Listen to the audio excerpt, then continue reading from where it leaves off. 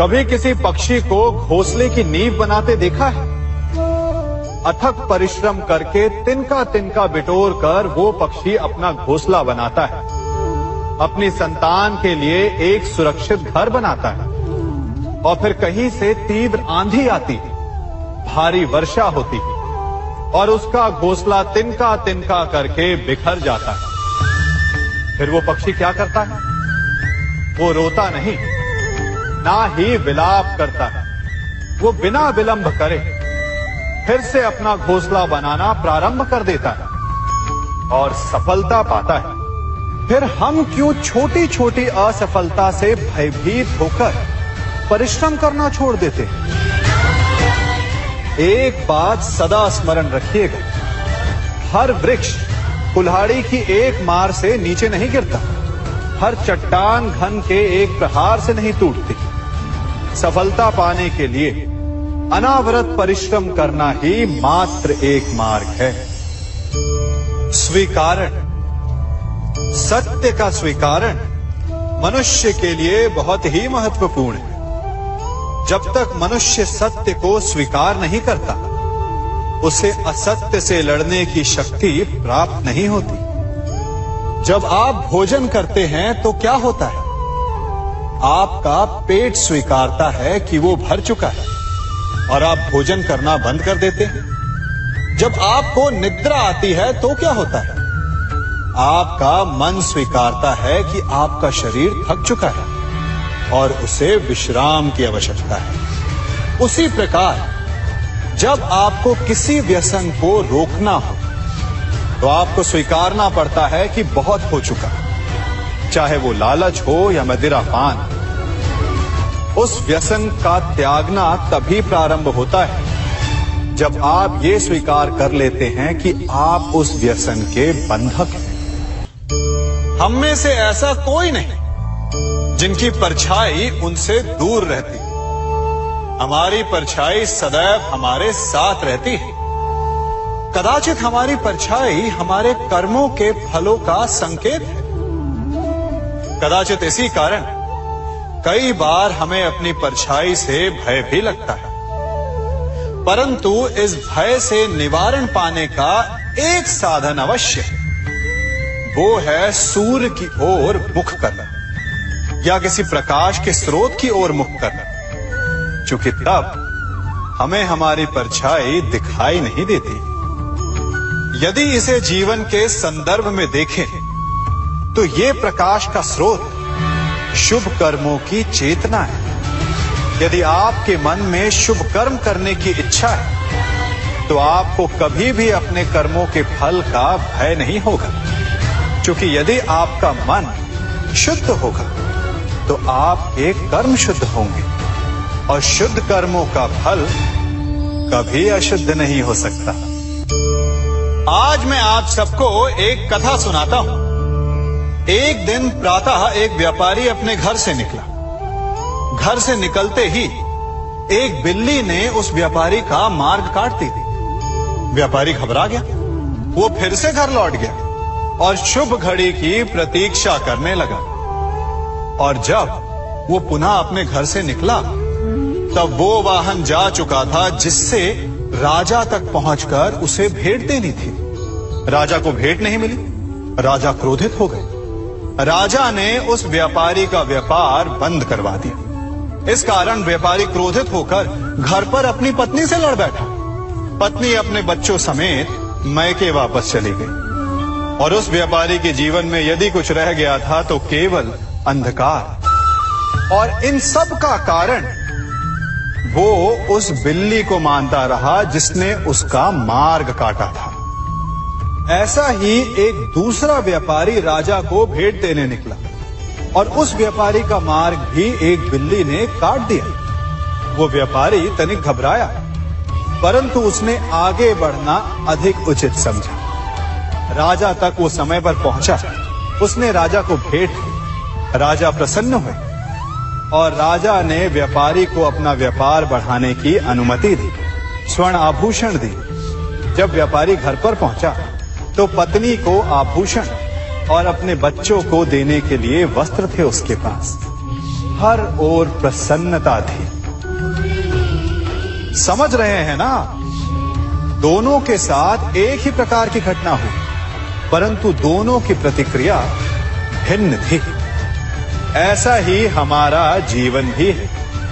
हमारे जीवन में प्रारब्ध का अपना स्थान है, परंतु उससे कई अधिक महत्वपूर्ण हमारी प्रतिक्रिया, हमारे सोच का प्रभाव है। क्योंकि यही हमारे जीवन को आकार देते हैं, इसलिए अपनी सोच को सकारात्मक रखिए। आपका जीवन सदैव आनंदमय रहेगा। आप इन दो पात्रों को देख रहे हैं। मेरे इस पात्र में जल है और ये पात्र मिष्ठान से भरा हुआ है। दोनों ही पात्र भरे हैं, परंतु देखिए, मिश्री को जल में मिला दिया, जल ने मिश्री को अपना लिया, मिश्री ने अपना अस्तित्व खो दिया, परंतु जल को अभिमान है कि उसका अस्तित्व अभी भी बना हुआ है। परंतु जो इस जल को चखेगा उसे अवश्य पता चल जाएगा कि ये जल अब वो जल नहीं रहा, ये अब शरबत बन गया। हमारा त्याग, हमारे बलिदान भी ऐसे ही होते हैं। जो इस बात को अनुभव करते हैं वो समझ सकते हैं कि कैसे हमने समय की धारा को बदल दिया। जो बलिदान देते हैं उनका अस्तित्व कभी नष्ट नहीं होता, अपितु उनका बलिदान संसार में कुछ ना कुछ परिवर्तन अवश्य लाता है। हम सभी कभी ना कभी, कहीं ना कहीं अपने जीवन में यात्रा अवश्य करते हैं। हमारी यात्रा में कभी पक्के रास्ते आते हैं तो कभी कच्चे रास्ते। पक्के रास्ते मनुष्य बनाता है और कच्चे रास्ते जानते हैं कैसे बनते हैं? चलते चलते बन जाते हैं। जब लोग एक स्थान से जाते हैं तो पैरों के दबाव से नीचे की घास कुचल जाती है। बार बार उस मार्ग से जाने से धीरे धीरे मार्ग स्वतः ही बन जाता है। और यही जीवन है, यही नियति है। जब आपके जीवन में आपको मार्ग ना मिले तो रुकिए नहीं, आगे बढ़ते रहिए और आपके पैरों के दबाव से मार्ग स्वतः ही बन जाएगा। हम सभी अपने जीवन में सफलता चाहते हैं, है ना? उसके लिए हम रात दिन परिश्रम करते हैं, कड़ी मेहनत करते हैं, परंतु फिर भी असफल हो जाते हैं। परंतु ऐसा क्यों होता है? कभी सोचा आप सबने? क्योंकि सफलता पाने का मंत्र बड़ा कठिन नहीं, बड़ा सरल है। उचित विचार, उचित समय, उचित स्थान पर उचित प्रहार। जब आपके विचार, समय, स्थान और प्रहार यानी परिश्रम उचित है तो सफलता आप ही को मिलेगी। जिस प्रकार एक लोहार लोहे से कुछ बनाते समय उस लोहे के सही ताप तक के आने की प्रतीक्षा करता है और समय आने पर उचित स्थान पर पर्याप्त बल से प्रहार करता है और लोहा आकार ले लेता है, ठीक उसी प्रकार आपकी सफलता भी आकार लेती है। हम सभी को अपने जीवन में कभी ना कभी निराशा मिलती है, असफलता मिलती है और अधिकतर लोग इसके पश्चात भाग्य का रोना लेकर बैठ जाते हैं। कुछ कहते हैं कि जिस स्थान पर मैं हूं उससे कई ऊंचे स्थान पर होने के योग्य था, परंतु नहीं जा पाया। किसी को पीड़ा है कि उसे जो मिलना चाहिए था वो उसे नहीं मिला, भाग्य ही बुरा था। भाग्य क्या होता है? भाग्य वन में खिला पुष्प देवताओं को चढ़ाया जाएगा या किसी सुंदरी की वेणी में वो सजेगा या फिर उसे कुचल कर उत्पाद बना दिया जाएगा। ये सब एक पुष्प के नियंत्रण में नहीं होता, परंतु जब तक उस पुष्प का अस्तित्व है सुगंध बिखेरना उसके वश में अवश्य है। परंतु भाग्य हमारे वश में नहीं, और जो हमारे वश में नहीं उसके लिए दुखी होने से क्या होगा। कर्म पर वश है, वो कीजिए और धीरे धीरे भाग्य आपके वश में आ जाएगा, क्योंकि कर्म ही प्रधान है।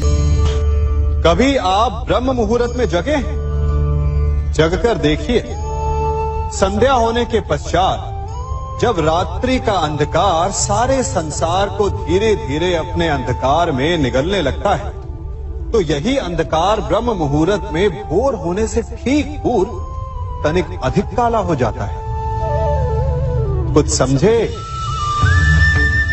हमारा जीवन भी कुछ ऐसा ही होता है। जब हमारे जीवन की समस्याएं अपने अंत पर होती है, तो यही समस्याएं एक भीषण रूप लेकर हमारे समक्ष प्रस्तुत हो जाती है, और ऐसे परिस्थिति में अधिकतर लोग हार मान जाते हैं, भय खा जाते हैं। परंतु यदि आप हार न माने, भय न खाएं, दृढ़ रहें, निरंतर आगे बढ़ते रहें, तो प्रकाश के रूप में हमारा स्वागत करने के लिए सूर्य उदय सदा हमारे समक्ष प्रस्तुत रहेगा। आपने बरगद के वृक्ष को देखा है? जितना विशाल उतना दृढ़। पतझड़ में वो सूख जाते हैं, परंतु दुर्बल नहीं होते, टूटकर गिरते नहीं। और उसके विपरीत दलदल में उपजे वृक्षों को देखिए, वो दिखने में तो बड़े होते हैं, पतझड़ आए या शीत सदा हरे भरे होते हैं, परंतु इतने दुर्बल होते हैं कि जल धारा के हल्के से वेग से वो गिर जाते हैं। परंतु ऐसा क्यों होता है? कारण है जड़ें। जिसकी जड़ें दृढ़ भूमि में है, वो हर चक्रवात, हर ऋतुओं को सह लेता है, और जिसकी जड़ें दलदल में है, वो स्वयं की जड़ों को दुर्बल बना लेता है। कुछ ऐसा ही मनुष्य भी होता है, जो अधर्म, कुकर्म और असत्य की धरा पर उपजा है। वो समय की एक मार भी नहीं सह पाता, और जो मनुष्य सत्य, धर्म की धरा पर उपजा है, वो हर समस्या से अविचलित हो जाता है। अब आप पर निर्भर करता है कि आप क्या बनना चाहते हैं। हमारे जीवन में मित्र और शत्रु बड़ा महत्व रखते हैं। यदि गंभीरता से सोचा जाए तो ऐसा कोई क्षण नहीं जब हम अपने मित्रों के बारे में ना सोचते हो, या फिर अपने शत्रुओं के बारे में।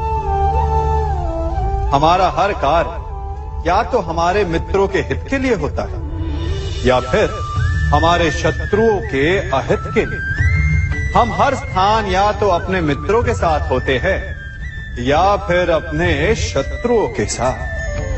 कोई नहीं चाहता कि उनका शत्रु प्रसन्न रहे। हर कोई अपने शत्रु को नष्ट कर देना चाहता है, और ऐसा करने के लिए वो हर संभव प्रयास करता है। उसे आर्थिक, मानसिक और शारीरिक हानि पहुंचाने का प्रयास करता है। परंतु यदि मैं आज आपको ऐसा मंत्र सिखाऊं जिससे आप अपने शत्रु को सदा के लिए नष्ट कर दे तो, और वो मंत्र है मित्र बनाना। अपने सभी शत्रुओं को अपना मित्र बना लीजिए, और आपके सारे शत्रु स्वतः ही समाप्त हो जाएंगे। मैं क्या कर रहा हूं? मैं दिए प्रज्वलित कर रहा हूं ताकि अंधकार को मिटा सकूं।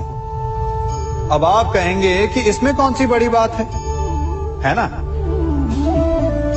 परंतु इसमें महत्वपूर्ण बात समझने के लिए यह है कि मैं क्या नहीं कर रहा हूं, और मैं अंधकार नहीं कर रहा हूं। क्योंकि अंधकार को मिटाने के लिए प्रकाश का अस्त्र तो उठाना ही पड़ता है। बुराई को बुराई से नहीं, अच्छाई से जीता जाता है।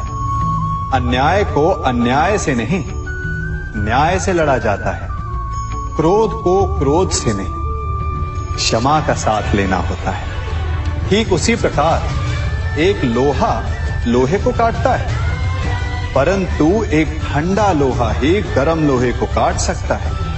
इसलिए यदि आपको अपने जीवन में विजयी होना है तो अपने शस्त्रों को, अपने अस्त्रों को सोच समझ कर उठाइए, क्योंकि एक अनुचित सोच परिणाम पर भारी प्रभाव डाल सकती है। आप सब सोच रहे होंगे कि ये क्या मैं करने लगा। मैं इस पौधे को जड़ से उखाड़ रहा हूं। आश्चर्य हो रहा है ना कि एक पौधे को उखाड़ना या काटना ना केवल एक अपराध है अपितु पाप भी है। तो फिर मुझे ऐसा करने की क्या आवश्यकता पड़ गई? क्योंकि कई बार विनाश ही सृजन तक पहुंचाता है। यदि नया भवन बनाना हो तो पुराने भवन को गिराना पड़ता है। व्यवस्था को परिवर्तित करने के लिए क्रांति लानी पड़ती है। और उसी प्रकार यदि किसी वृक्ष या किसी पौधे की जड़ों में घुन लग जाए या उसका मूल सड़ जाए तो उसे जड़ से उखाड़ देना ही श्रेयस्कर होता है, ताकि उस स्थल पर नए पौधे उपज सके। युद्ध करना पर्याय नहीं, परंतु कभी कभी शांति के लिए युद्ध करना आवश्यक हो जाता है। संसार में सबसे श्रेष्ठ क्या है? फूल या कांटे, प्रेम या घृणा, संपन्नता या दरिद्रता, मित्र या शत्रु? बताइए। अब आप भी कहेंगे कि भला ये कोई पूछने की बात हुई? अवश्य फूल, प्रेम, संपन्नता और मित्र ही श्रेष्ठ है। परंतु क्या आपने अपने जीवन में कभी सोचा है कि हर एक भाव, हर एक वस्तु, हर एक घटना का एक गुण धर्म होता है? त्वचा पर जलन करने वाले फूलों से अधिक श्रेष्ठ वो कांटे हैं जिनसे आप अपने घर की बाढ़ बनाते हैं ताकि वन्य पशु आपके भीतर ना आ सके। वो प्रेम श्रेष्ठ नहीं जो आपको अंधा, लोभी, पक्षपाती बनाता। वो घृणा श्रेष्ठ है जो आपको नया मार्ग दिखाता। वो संपन्नता श्रेष्ठ नहीं जो आपको कृपण बनाता, मद्दांध बनाता। वो दरिद्रता श्रेष्ठ है जो आपको जीवन में परिश्रम करने की शिक्षा दे। कुविचार देने वाले, बुरा मार्ग दिखाने वाले मित्रों से अधिक श्रेष्ठ वो शत्रु होते हैं जो हमें जीवन का लक्ष्य दे दे। इसलिए अपने जीवन में हर वस्तु, हर भाव, हर घटना के गुण धर्म को पहचानिए और उसके पश्चात अपना चयन कीजिए। स्वर्ण। हम सभी को अपने जीवन में स्वर्ण से कभी ना कभी कुछ ना कुछ थोड़ा या अधिक मोह होता ही है ना? परंतु क्या आपने कभी सोचा कि स्वर्ण को प्राप्त कैसे किया जाता है? जब भूमिगत खदानों से स्वर्ण को निकाला जाता है तब वो एक पाषाण की भांति होता है। ऐसा पाषाण जिससे आप किसी को भी मार सकते हैं, परंतु उसे आभूषण के रूप में स्वयं के शरीर पर धारण नहीं कर सकते। यदि उसे आभूषण बनाना है तो उसे लंबी यात्राएं करनी होती है। उस पाषाण को पिघलना होता है। सुनार के हथौड़ी की अनेकों चोटें खानी पड़ती है। फिर काट छाट और उसके पश्चात जाकर वो ऐसा आभूषण बनता है जो हमें वर्षों तक, सदियों तक लुभाता रहता है। इसलिए यदि आपको समय पर विजय पानी है तो स्वयं के निर्माण पर समय देना होगा। हम सभी सुनते आए कि जो वीर होता है, साहसी होता है, शौर्यवान होता है, उसके समक्ष सारा संसार झुकता है।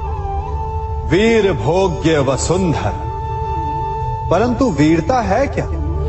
शौर्य क्या है? साहस क्या है? साहस युद्ध नहीं, वीरता विजय नहीं, शौर्य कभी ना गिरना नहीं। साहस किसी चुनौती के समक्ष खड़े होने का भाव है। तो वीरता उस चुनौती को उत्तर देने के लिए पूर्ण परिश्रम लगा देना है। और शौर्य का अर्थ है गिरकर फिर से उठने का साहस रखना, बार बार प्रहार करके वीरता दिखाना, निरंतर प्रयास करते रहना, निरंतर परिश्रम करते रहना। इसलिए विजयी होने से अधिक महत्वपूर्ण है शौर्यवान होना, क्योंकि जो शौर्यवान है उसे विजय मिलना निश्चित है। सम्मान। मनुष्य के जीवन में सम्मान का बहुत अधिक महत्व है। वो उसे अपने हृदय, अपने मन से जोड़कर रखता है। कदाचित इसीलिए हम शत्रु के सम्मान पर चोट पहुंचाते हैं ताकि उसे पीड़ा पहुंचाई जा सके। परंतु ऐसा करने से सावधान रहे मित्रों। शरीर पर लगी चोट मनुष्य भुला सकता है, परंतु उसके सम्मान को लगी चोट उसे जीवन भर पीड़ा देती है। और स्त्री के मान सम्मान पर लगी चोट उसे उस सीमा तक ले जाती है जहां उसे केवल प्रतिशोध दिखाई देता है। यदि अपने शत्रुओं को जीतना है तो प्रेम से जीतिए, अपने कर्मों से जीतिए। उन्हें अनुभव करवाइए कि उनसे भूल हुई है। किसी के सम्मान को ऐसी चोट ना पहुंचाइए कि वो आपका नाश करने पर उतर आए। स्मरण रखिए, किसी का अपमान करके आपके हृदय को कदाचित थोड़ा संतोष आ जाए, परंतु उस अपमान से आप कई हृदयों को आघात पहुंचाते हैं और अपने लिए एक शत्रु और बढ़ा लेते हैं। हम सब शीघ्र ही सफलता चाहते हैं, ढेर सारी संपत्ति और सुख चाहते हैं, और ऐसे में कई बार हम छोटे मार्गों का चयन कर लेते हैं। वो मार्ग जिनमें परिश्रम नहीं होता, जिनमें होता है तो केवल छल, कुटिलता और भाग्य का सहारा। जैसे कि जुआ। कोई जुए के खेल में धन लगाता है, कोई दांव लगाता है और ये भूल जाता है कि जुआ ऐसा दलदल है कि जिसमें एक बार गिरे तो सर्वनाश से पहले निकलना असंभव है। यदि आप जीते तो और जीतने की भूख बढ़ जाएगी, और यदि आप कुछ हार बैठे तो उसे पुनः पाने के लिए आप फिर से खेलेंगे। मनुष्य को ये आभास ही नहीं होता कि अपनी संपत्ति के साथ साथ वो अपनी मानवता, अपने संस्कार, अपना धर्म और अपना उत्तरदायित्व तक सभी जुए की भेंट चढ़ा देता है। इसलिए कुछ पाना है तो परिश्रम से पाओ। यदि कुछ जुए में जीता तो वो उतना शीघ्र ही खो दोगे, चूंकि उसे परिश्रम से पाया नहीं गया है, और उसकी रक्षा करने के लिए आपके मन में स्वाभाविक प्रयास भी नहीं होंगे। क्षमा बढ़न को चाहिए, छुट्टन को उत्पाद। क्षमा इस संसार में शांति का, सुख का मूल आधार है। क्षमा आपके मन से प्रतिशोध और शत्रुता जैसे भावों को समाप्त करती है। परंतु क्या हर स्थान पर क्षमा आवश्यक है? क्या प्रत्येक का अपराध क्षमा करने के योग्य होता है? नहीं। कभी कभी उसे क्षमा करके हम उस व्यक्ति को और बड़ा अपराध करने की प्रेरणा देते हैं, और ऐसा ही अपराध है स्त्री का मान भंग करना, जिसमें क्षमा की कोई अवस्था नहीं। यदि सिंह भूल से गाय के बछड़े का अखेट कर ले तो उसे क्षमा किया जा सकता है, परंतु यदि वो नरभक्षी हो जाए तो उसके केवल दो स्थल होते हैं, या तो पिंजरा या फिर मृत्यु की गोद। कुछ परिस्थितियों में क्षमा के स्थान पर दंड देना आवश्यक होता है, क्योंकि ये दंड का भय ही है जो लोगों को वो अपराध करने से रोकता है। संसार में सबसे बड़ा क्या है? अभिमान और बाहुबल या विश्वास और आस्था? निश्चित रूप से बाहुबल के महत्व को नकारा नहीं जा सकता। मनुष्य अपने बाहुबल से पर्वत को मैदान बना सकता है, सागर सुखा सकता है, मरुस्थल में नदियां बहा सकता है, परंतु बाहुबल को सहारा होता है विश्वास का।